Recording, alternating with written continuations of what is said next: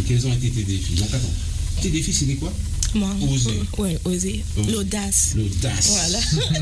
Ok. Deux gros défis pour moi. Alors après, au grand désarroi de ma mère et mon père, je suis une vraie tête brûlée en fait. Wow. C'est-à-dire que dès que j'ai décidé que j'allais dans cette direction, je vais dans cette direction. Maman dit, il y a un mur, c'est pas grave, je l'ai vu, je vais prendre mon mur, laisse-moi prendre mon mur. Très compliqué pour elle. Mais donc généralement, j'ai mon entourage qui regarde, qui attend de voir à quel moment, s'il va y avoir une chute, s'il va passer le mur ou quoi. Donc mes deux gros défis, le premier ça a été l'auto-édition. D'accord. Donc je ne savais pas d'édition ou pas. Le premier contrat que j'ai reçu, j'ai fait machine arrière. En fait, pourquoi? Ils sont là pour traire la vache. Ah oui. Ah oui, mais ça c'est que du business. Ouais, donc j'ai dit non, si c'est pour ça, autant le faire moi-même. Et là ma mère elle a dit ça y est, il va dans le mur. Donc je suis parti sur mon cheval et effectivement découvrir l'auto-édition, mais qu'est-ce que c'est que cette machine, comment ça fonctionne. Amazon, ok, mais Amazon pour commander un téléphone, un chargeur, je veux bien, mais pour publier son livre, contacter les gens, avoir ses lecteurs, comment les rencontrer, qu'est-ce qu'une séance de dédicace, en fait l'auto-édition, tout ce que l'éditeur est censé faire, la partie com, la partie promotion, on apprend à le faire. Et ça, par contre, ça a été c'est très très dur. Ça a été très compliqué parce que c'est très chronophage. Même si les solutions sont très abordables maintenant sur Internet en termes de conseils, d'organisation et de méthodes, mais c'est hyper chronophage. Attends, la production du livre? La production, la promotion, les dédicaces, faire vivre en fait, une fois que le livre est fait, le faire vivre. Ah oui. Et mon deuxième gros défi, c'est le métissage. C'est-à-dire que c'est un sujet qui me tient quand même à cœur. Donc mon père est noir, ma mère est blanche, donc je suis métisse, d'accord. Mais c'est compliqué parce qu'à certains moments, je suis catalogué blanc. Il y a catalogué blanc, il y a des moments où je suis catalogué noir. Mais ça, c'est de la politique, ça? Oh, c'est de la politique, c'est de la vie de tous les jours, c'est des relations entre lycéens, entre collégiens, entre professionnels. Voilà, j'ai un rapport avec le métissage qui est très, très intense. Et je me retrouve à vouloir écrire une œuvre d'heroic fantasy tirée majoritairement d'une littérature anglo-saxonne. Et j'ai envie d'y intégrer ma culture antillaise dedans. Mais c'est quoi le problème? Non, il n'y a pas de problème. C'est comment le faire sans que ce soit télégraphié. C'est ça qui a été compliqué pour moi. Il faut pas que j'ai placé un élément dans l'histoire pour dire hello, je suis antillais, donc je mets ça là. Il ne faut pas que ça soit pas mettre des choses qui ne servent à rien. Voilà, moi je veux que ce soit. Il faut que c'est un sens. Il faut que ce soit naturel. Par exemple, j'ai une ascension d'un volcan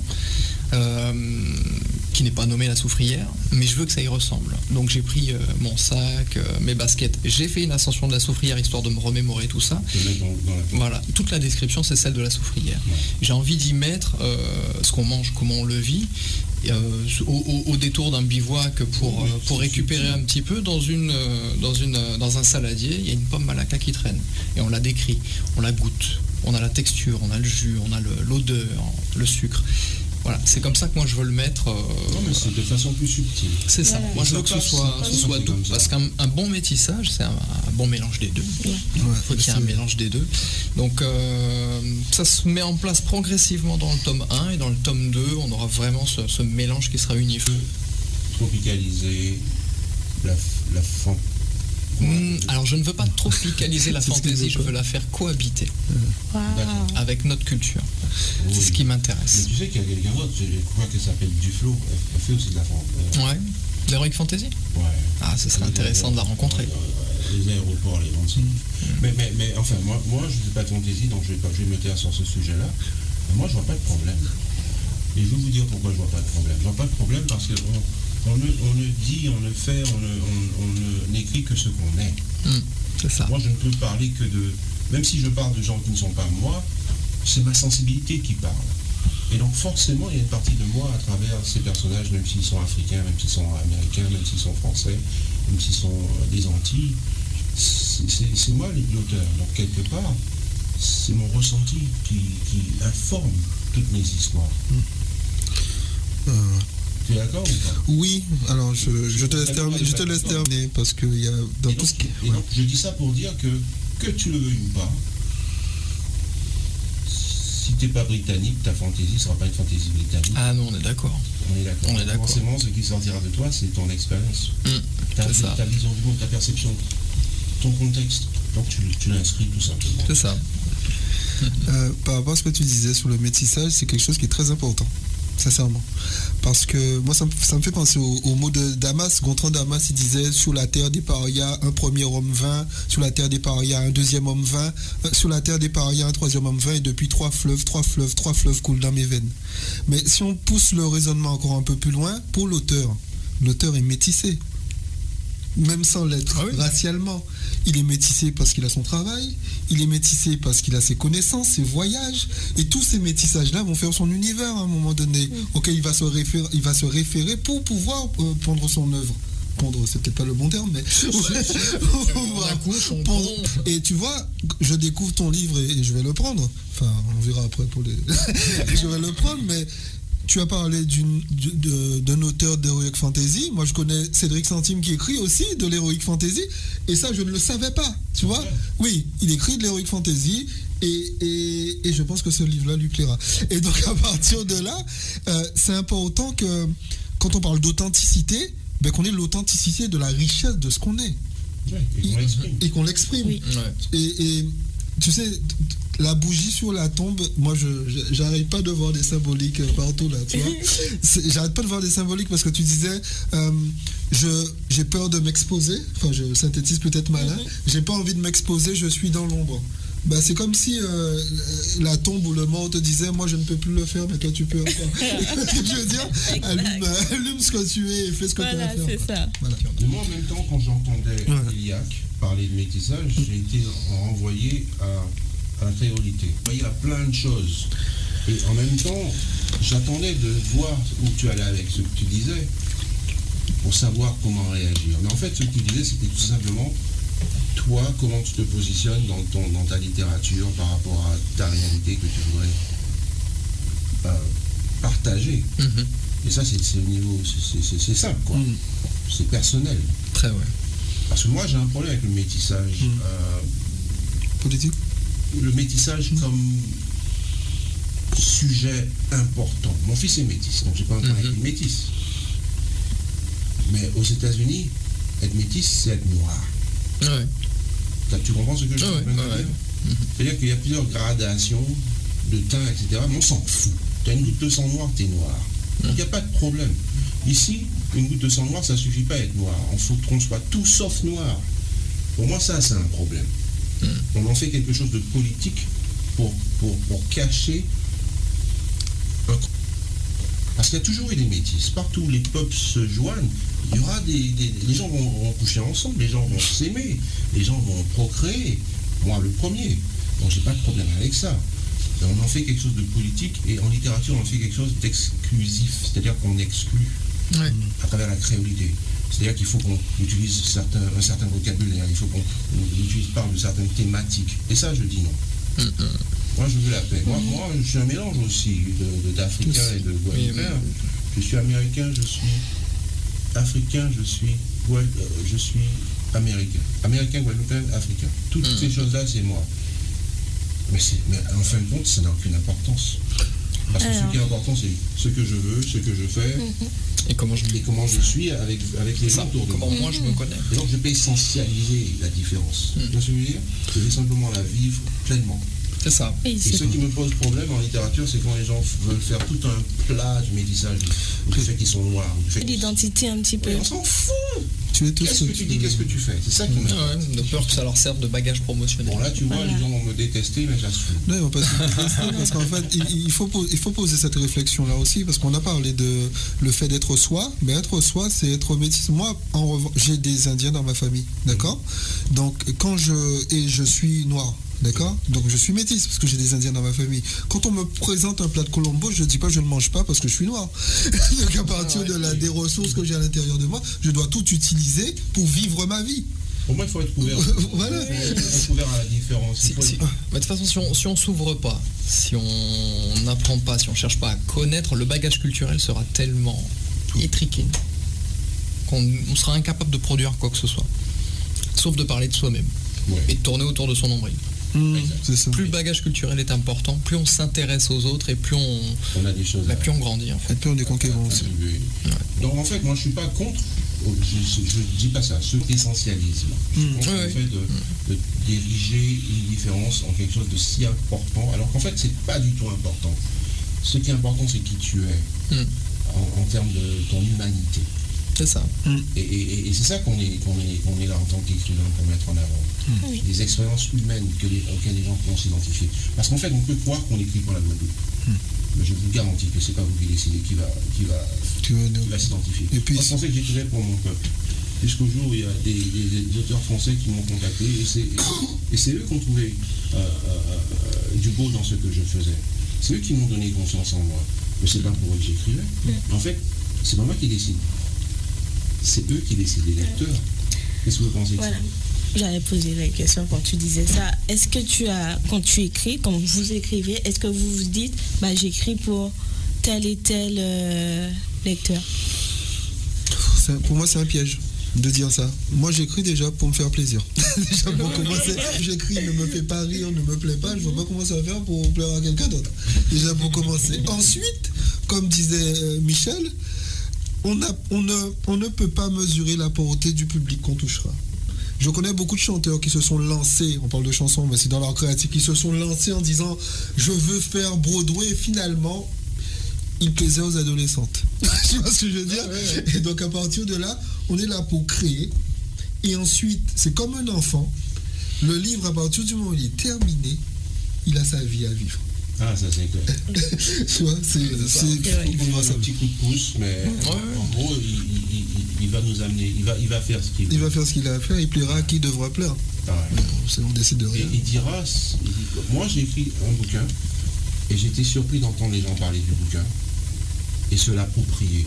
Et en fait, je me suis rendu compte que vous écrivez, mais vous n'êtes pas responsable et vous ne pouvez pas contrôler l'interprétation du public. C'est ça. Et ils en font ce qu'ils veulent et je ne peux pas. Tu comprends ce que je veux dire? À un moment donné, une fois qu'on a fini de se faire plaisir en l'écrivant, c'est un peu à eux. Oui, c'est à eux de voir ce qu'ils en font. Et quand on sera plus là, ce sera à eux toujours. Hein. Et souvent, ils aimeront des passages qui ne seront pas nos passages préférés. Exactement. C'est ça qui est Dans ce bien. personnage. Ah bah, Ah bon. Alors on a parlé de l'édition tout à l'heure. Oui. L'auto-édition et l'édition traditionnelle.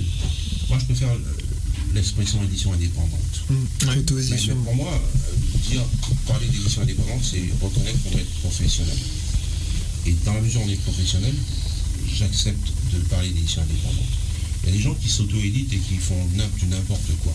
Ouais. Et ils nuisent à ceux qui sont sérieux dans la production du livre.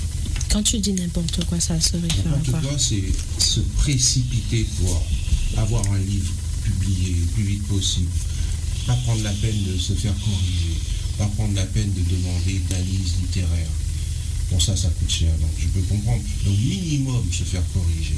Au minimum, demander à quelqu'un de vérifier nos couvertures, que tout est conforme aux exigences de la profession, tu vois. Et produire quelque chose. Et respecter les lecteurs, surtout. C'est ça. Tu ne peux pas demander aux gens d'acheter, de dépenser leur argent, tu leur donnes un truc qui est pour et faute. Il y a plus de 3 C'est fautes. sûr. Il y a 20 plus. Tu ne peux pas faire ça. Tu n'as aucun respect pour tes lecteurs. Et ne pas prendre la peine de s'appliquer, de donner le meilleur d'eux-mêmes. Tu vois? On doit. Parce que ce truc-là, il va rester et ton nom est dessus. Donc tu veux au minimum pouvoir dire c'est le mieux que j'ai pu faire à ce moment-là de ma vie. J'ai donné tout ce que j'avais. Et dans cette mesure-là, je dirais, indépendant. Mais on ne peut pas, c'est pas moi qui décide. Hein. Moi, tu as parlé d'Amazon. Ouais. Moi, je remercie Amazon parce que sans Amazon, les gens n'auraient pas pu s'exprimer. Oui, ils ont ouvert une grande porte. On est d'accord. Et donc, parce que les éditeurs traditionnels, eux, c'était des chiens de garde, en fait. Enfin, là, tu vois comment je m'enfonce, là. Oui, je suis en train de t'enfoncer d'ailleurs à ce propos. Moi, en étant nouveau, on va dire, dans ce milieu-là, moi, ce que j'ai ressenti au niveau des maisons d'édition, c'est que avant, bon, le livre a une grande place. Ouais. On vend des livres, on lit des livres. Maintenant, c'est compliqué de trouver un ado ou un jeune adulte qui lit un bouquin. Ah bon? Ouais, ça devient compliqué. Pourquoi celui qui lit le plus? Manga, peut-être. Des mangas, oui. Voilà. Bon, ça reste. Ça reste de la lecture. Mais c'est vrai, elle lit. Qu'est-ce qu'elle lit? Il y a un livre qui s'appelle La révolte du dragon. Oh. Mais pour le coup, c'est devenu cher. C'est devenu difficile d'accès, c'est ça. La matière première a augmenté, la communication, c'est devenu compliqué, les promotions sont devenues compliquées. Donc j'ai l'impression que maintenant, les maisons d'édition, bon, j'espère que je ne vais pas m'attirer les foudres de je ne sais qui, mais en gros, si je suis pas sûr de gagner des ronds, je ne vais pas miser sur ça. Avant, c'était un pari. On jouait sur un pari. On se disait, bon, allez, on va tenter le coup. J'aime ce que tu as écrit. On tente le coup. Ouais. Maintenant, c'est j'aime ce que tu as écrit, mais il me faudrait des statistiques d'abord pour savoir si je vais rentrer dans mes clous. Non, mais ça, je peux comprendre parce que l'éditeur, c'est un businessman. Très compliqué maintenant pour les nouveaux auteurs. Oui, mais. C'est ça, moi, qui me. Mais en même temps, on a le choix. Je lisais un article il n'y a pas longtemps dans lequel il montrait l'évolution de l'édition aux États-Unis. C'est un super grand marché. Et récemment, j'ai décidé de m'orienter vers ce marché-là pour les 4 livres en entrée. Et les ventes de bouquins produits par des indépendants, des gens qui ne passent plus par l'édition traditionnelle, parce que c'est un peu plus compliqué qu'en France dans le sens où il faut absolument avoir un agent, et l'agent prend le pourcentage de nos gains. Donc les gens s'éditent eux-mêmes, même s'ils ont été édités au préalable par des éditions, ils ont tendance à s'éditer eux-mêmes.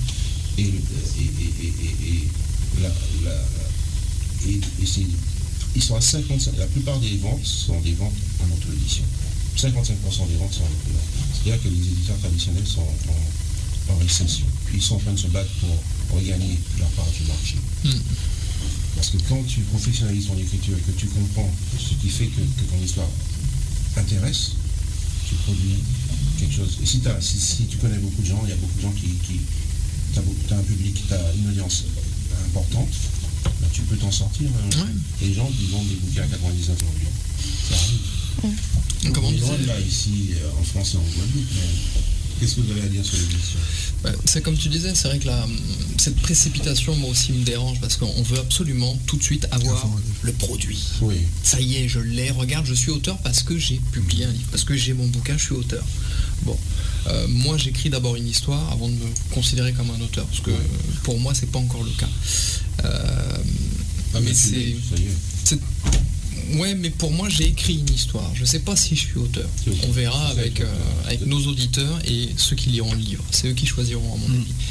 Mais cette précipitation, oui, effectivement, elle me pose problème. On a besoin de ce saint graal. Tu es auteur déjà, d'accord? Ouais, mais est-ce que légalement c'est ce que moi je suis vraiment moi? Est-ce que je me considère vraiment? Ouais, c'est ça. Mais non, l'auto-édition, comme on disait, ça, voilà, on a des portes qui ont été ouvertes. Maintenant, c'est faisable. Tant qu'on ne se précipite pas, qu'on fait les choses bien, qu'on réfléchit à comment le faire, pour qui on le fait. Est-ce que je le fais pour moi? Est-ce que je le fais pour la reconnaissance ou est-ce que je le fais pour mes lecteurs? À un moment donné, la motivation, voilà, on fait des choix et puis on n'aura pas peur du boulot. Il y a du boulot derrière. Entre ce qu'on disait, parce que là, si on regarde, par exemple, sur celui que j'ai fait, entre le dessin, l'ancrage, la colorisation, les textes, les intros, la mise en page, c'est énormément de travail. Mais c'est à la portée de tout le monde. Tout le monde peut le faire parce que tout est accessible maintenant. Moi, je pense pas que tout le monde. Si, celui qui veut travailler, oui. Avant, je pensais ça. Ouais. Tu dis technologiquement, on a la possibilité de... Voilà. Avant, je pensais ça jusqu'à ce qu'on fasse le séminaire d'écriture. Les ateliers? Oui. Parce qu'au départ, il y a plein de gens qui veulent tous écrire. Oui. Et quand ils se rendent compte que c'est du boulot, il faut réfléchir. Écrire, c'est réfléchir sur papier. Mais il y a moins de monde, parce que ça prend du temps, un sacrifice de temps, d'argent, Parce que le temps que je passe à écrire, c'est le temps que je passe pas à gagner de l'argent. Ah oui, c'est chronophage. Et une fois que c'est terminé, il faut payer pour se faire corriger. Il faut payer pour les couvertures. Il faut payer pour l'imprimer. Il faut payer. Et donc, ça, tu vois, ça fait le vide là. Mais je suis d'accord avec toi. À la base, c'est accessible à tout le monde. Mais il faut vraiment le vouloir. Oui, bah Il faut vraiment le vouloir. vous me direz après comment vous avez fait, on va dire en gestion de temps, grosso modo, quand vous vous mettez à produire. Mais ce qui est assez marrant, c'est que ce livre-là, quand il a été écrit, j'étais restaurateur. J'étais restaurateur ambulant. Donc j'avais récupéré l'affaire que tenait mon père. Et des services très longs. Donc c'est des journées de 14 heures d'affilée. Wow. Et entre la mise en place, la cuisine, la plonge, de tout ranger, de prendre du temps pour chaque client, pour satisfaire tout le monde, parce que quand on est professionnel, on le fait à fond. Mais à quel moment j'écris ? Tu as écrit 491 pages en travaillant 14 heures par jour. Ouais. Et en fait, encore une fois, il y avait madame derrière. Madame m'autorisait, me permettait, c'est pas qu'elle m'autorisait, elle me permettait 1 à 2 heures par jour entre deux services pour pouvoir écrire. Et c'est ce que je disais, c'est que même si on arrive à faire 2-3 lignes, on a fait 2-3 lignes. Et pendant 2 heures, 1 heure, je m'asseyais à une table, je sortais l'ordi et je tapais. Moi j'ai une théorie, mais je vais laisser les autres s'exprimer avant de la partager. L'édition, alors je vais commencer par répondre à ta question, Eliak. Je pense que quand on est passionné, je le dis sincèrement, on fait des choix. C'est-à-dire qu'au bout d'un certain moment, si la passion c'est d'écrire, on trouvera le temps. C'est un peu comme on va faire le temps. C'est-à-dire que c'est comme fréquenter des amis. Certains vont dire j'ai pas le temps. Non, tu n'es pas dans mes priorités. Ça veut pas dire que tu choisis de ne pas me choisir. Mais le livre c'est pareil. À partir du moment où on veut arriver au bout de son projet, que ce qui nous porte, qui nous enflamme, parce que tu as dit tout à l'heure qu'il y a beaucoup de gens qui veulent écrire. Je veux dire qu'il y a beaucoup de gens qui rêvent d'écrire. Oui. Mais il n'y a pas beaucoup de gens qui veulent écrire. Oui. Rêver, c'est de se dire oui, j'aimerais être écrivain, mais vouloir, c'est passer par tous les processus, y compris des processus qui sont chronophages pour le faire. De transformation personnelle. C'est ça.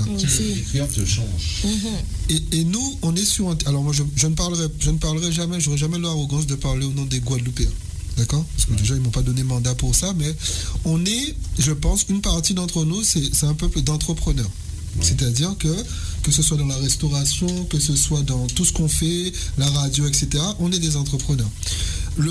L'édition indépendante, c'est toujours plaisant qu'il y ait, par exemple, un éditeur classique qui choisisse ton livre. Il y a un processus d'élection, tu te dis, c'est valorisant. Après, ça a un coût économique. Ouais. Il y a l'expression qui dit il y a la cerise sur le gâteau, mais l'édition classique, c'est la cerise sans le gâteau. C'est-à-dire qu'au bout d'un certain temps, sur 20 € de livre, tu vas toucher 1,30 € par exemple.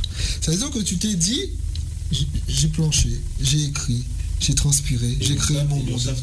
Eliosef Tata, et j'ai 1,30 € sur 20 €. Après, on va t'expliquer tous les mécanismes, il n'y a pas de souci. L'édition indépendante te donne la possibilité, parce que j'entends beaucoup des discours d'autonomie, mais l'autonomie, on commence déjà par soi-même. Oui. C'est-à-dire se dire, j'ai un talent, j'aimerais, à défaut d'en vivre, mais j'aimerais au moins avoir quelque chose de ce talent.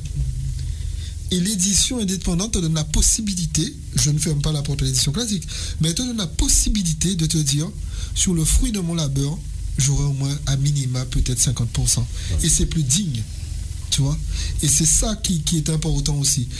En revanche, en effet, il va falloir travailler, il va falloir faire des maquettes, il va falloir apprendre des techniques, et il va falloir, pour le Vieux Nec 2, tu m'as encore, 21h26, 31 décembre, on y était. Moi, j'avais une migraine côté gauche parce que c'était difficile. Ah oui. 21h26, j'avais une migraine côté gauche parce qu'on avait passé la journée, il faut calibrer, il faut paramétrer, il faut... Mais je suis sorti là, je dis bon, l'année 2024, le Vieux Nec 2 est sorti. Pour moi, je vois pas le temps parce que c'est un truc, je suis passionné par ça. Mais moi, ma théorie là, voici. Parce que moi, depuis que j'ai plus de temps, j'écris plus. Moi, ce qui m'a aidé à écrire, c'est la pression. Ce qui m'a aidé à écrire, c'est le fait de ne pas avoir de temps. Parce que j'ai un travail, j'ai un job à respecter, je suis limité. Et quand j'avais un collègue qui rêvait d'écrire, mais lui c'était pour Hollywood, des scripts, j'étais son responsable et je lui ai dit, ok, à l'heure du repas, prends 30 minutes de plus, va dans ta voiture et écris, prends 1 heure pour écrire. Et lui, c'est ça qu'il faisait, tous les jours. Et c'était ma façon de l'aider à produire son script. Et moi, au moment que j'avais toujours un carnet avec moi. J'ai 5 minutes de pause, j'écris 2 phrases, 3 phrases. J'ai plus, je fais plus. Mais toutes les petites... je suis au WC, j'ai écrit une phrase. Si j'ai mon téléphone, il y a un truc là, je l'enregistre. C'est-à-dire que tous les moyens sont bons. Tous les petits moments que tu as, tu les utilises pour faire avancer ton histoire. Parce que tu n'as pas beaucoup de temps. C'est ça. Et quand tu es dans cette situation-là, tu es beaucoup plus efficace que les gens qui ont tout le temps du monde. Parce qu'en général, ils le gaspillent. C'est ça. C'est ça. Ils ne sont pas disciplinés. T'as l'impression pour toi. Parfois, avoir le choix fait que tu ne sais pas quoi choisir. Oui, Parfois, quand tu n'as pas le choix, tu fais ce que tu as à faire. Moi, c'est ma théorie. C'est vrai. Mais je sais que moi, c'est comme ça que je suis productif. Maintenant que j'ai tout le temps que je veux, j'arrive pas à produire. Tu vois, j'arrive pas à produire autant. Il y a la dimension de pression est importante aussi. Il y a la pression qu'on peut se mettre, mais il y a la pression aussi parce que ça dépend de notre psychologie. Il y a des gens qui ont une dimension de stress pour se dépasser. Ouais. Oui. Il y a des gens qui ont besoin de tranquillité, d'autres ont besoin de stress. Tout le monde a certainement eu un devoir à remettre à l'école et a attendu la dernière minute du dernier jour où il n'y a pas le choix pour en faire parce qu'il n'y avait pas le choix, il était dos au mur. Donc à partir de là, tu as cette pression qui est positive. Oui. C'est la raison pour laquelle il est important de se connaître. Il y a des personnes qui ont besoin de planifier en amont. Moi, j'ai besoin de pression. Si j'ai pas de pression, je sens pas l'adrénaline, je ne sens C'est pas vrai. l'envie de dépassement. Et comment tu t'es mis cette pression-là, toi? Alors, déjà, mon parcours sportif m'a aidé parce qu'en fait, quand tu es sportif, tu joues ta carrière à chaque match. Que t'es pas bon, t'es sur le banc. Si t'es sur le banc, on te voit pas. Si l'année d'après, tu pointes au chômage. C'est ça la carrière dans le football. Wow. C'est exactement ça. Et je me suis rendu compte, en fait, dans mon processus créatif, que j'ai besoin de ça. On me dit, c'est dans 6 mois. Ça ne m'intéresse pas. Mais quand les 2 jours arrivent, que je sens toute la pression monter, l'éveil du feu. Galvanisé. Ça ne veut pas dire qu'on ne peut pas écrire quand on est heureux et que tout va bien. Non, ça ne veut pas dire ça. Chacun a son mode opératoire. Son déclencheur. Mais pour retourner à l'édition, moi je suis ce qu'on appelle hybride, c'est-à-dire que je fais les deux. Et je crois que pour mon prochain livre, je chercherai une maison d'édition, j'exercerai davantage de patience. Je ne suis pas très patient. Et donc l'année dernière, j'ai soumis, il y a une plateforme où tous les éditeurs, beaucoup d'éditeurs se sont rassemblés, il y en a à peu près 200. Et j'ai soumis ce livre-là sur cette plateforme-là, et ils te disent, dans 3 mois, tu auras une réponse. Je me suis discipliné pour attendre, pour être patient. Et au bout de 3 mois, il n'y a pas de réponse. Je me suis dit, ok, je fais mon truc en indépendant. Et le 4e mois, je reçois une offre d'un éditeur. Et je lui dis, vous savez, j'ai déjà édité mon livre. Et là, il m'a dit, ah, dommage. Cet éditeur-là, j'avais déjà édité mon livre, mais il voulait tellement, il m'a relancé et j'ai dépublié le livre et il l'a publié. Mais celui-là, sur ce coup-là, j'ai raté le coach. Mais pour moi, il est important d'être édité de façon traditionnelle. Mais il est important aussi d'être édité de façon différente. Je vais vous dire pourquoi. À votre avis, pourquoi? Avant que je dise. Quand on est édité de façon traditionnelle, les snobs, et il y en a beaucoup, ceux qui ne jurent que par ce que les autres disent et par ce qui est officiel et ce qui est machin, ils respectent. Oh, il y a qui a été édité par une maison d'édition. Ah, ça doit être bon alors. Là, c'est plus la maison d'édition qui fait le, Voilà, c'est ça. qui fait la poche. Ouais. C'est la caution. Ils la peine de voir par eux-mêmes. Moi, je veux toujours vous savoir, quel que soit, je m'en fous. Auto-édité ou pas auto-édité. Il faut voir le contenu. Au 19e siècle, au 18e siècle, il n'y avait pas d'éditeur. Ça a commencé à la fin du 19e siècle, je crois. Donc, c'est-à-dire que tout le monde, Shakespeare était auto-édité. D'accord? Shakespeare était auto-édité. Donc, ça veut dire que la valeur n'a rien à voir avec les apparats. Elle a tout à voir avec le contenu. Donc, je veux savoir. Je vais lire. Mais c'est pas comme ça que la plupart des gens sont. La plupart des gens, c'est le matulus, c'est le paraître, c'est ce qui est associé à. Et donc c'est important, pour qu'on te foute la paix, qu'on arrête de douter de toi, d'avoir ce label-là. Oui, à un moment donné. Pour qu'ils ferment leur gueule. D'accord? Mais